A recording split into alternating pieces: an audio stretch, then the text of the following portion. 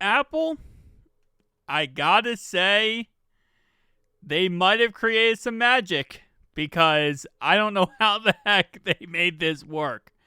So the brand new iPhone Air came out, and Jerry Rig Everything, as always, durability tests these things, and I don't understand. I don't understand. The phone is thin as anything, and I thought the second Jerry Rig Everything bends this bad boy, this thing was going to shatter in pieces, and even he thought so as well. But no, he bent the phone both ways, and not one single crack, not one single bend.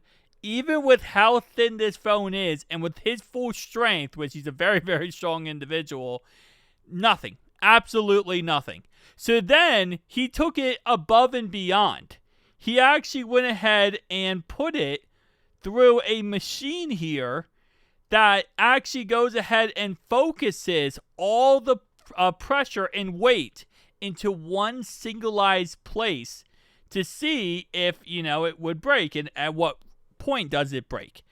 It broke at 215 pounds of pressure on one single location of the actual what's called phone, which again is just mind-numbing.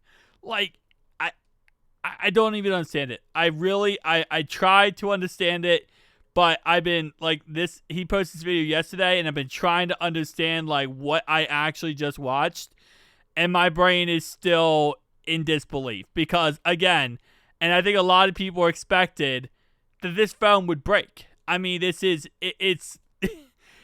not a difficult, concept here to imagine.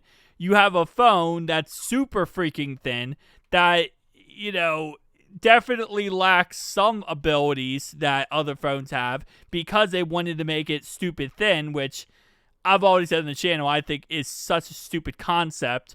Like, oh yeah, we're going to take away stuff and charge you the same money or charge you more money for the same product but for less stuff. I still hate the anti-consumerism that is, but that's beside the point, right? That's not what this concept is about here.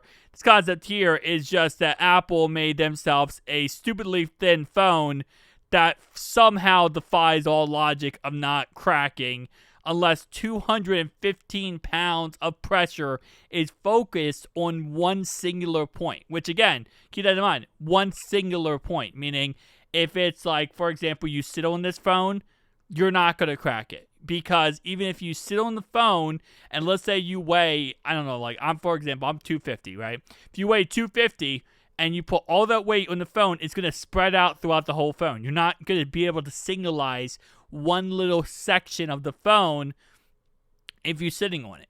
This is legitimately one section, 215 pounds. So, shout out to Apple.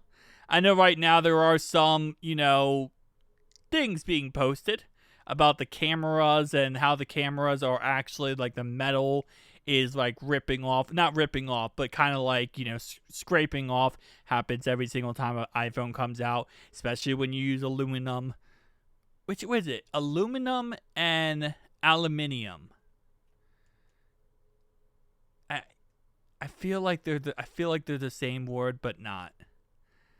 It's just a different way to say it. I don't know. Some people call it aluminum, some people calling it aluminium. I don't know. Maybe I'm stupid to say that, but yeah. Anyway, tell me down below your thoughts and opinions, guys.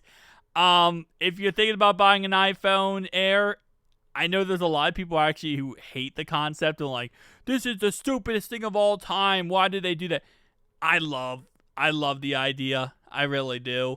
I wish the price tag matched the love of an idea. Right? You're going to take away stuff. You're going to make a cheaper concept. It's like when they released the iPhone mini, any of the iPhone minis, 1 or 2. It was a cool concept, and I loved it, right? Because you're taking away stuff and making a cheaper product. The iPhone SEs, that's another phone I absolutely adore.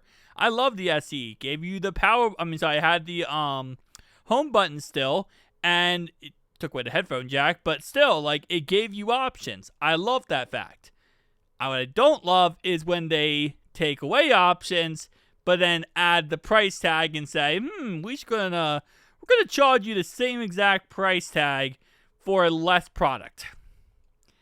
Again, just Samsung's doing it. Same thing now with Apple. But I digress, because at least the positive thing here, and I'm going to look at the positives, it actually doesn't break. It doesn't bend.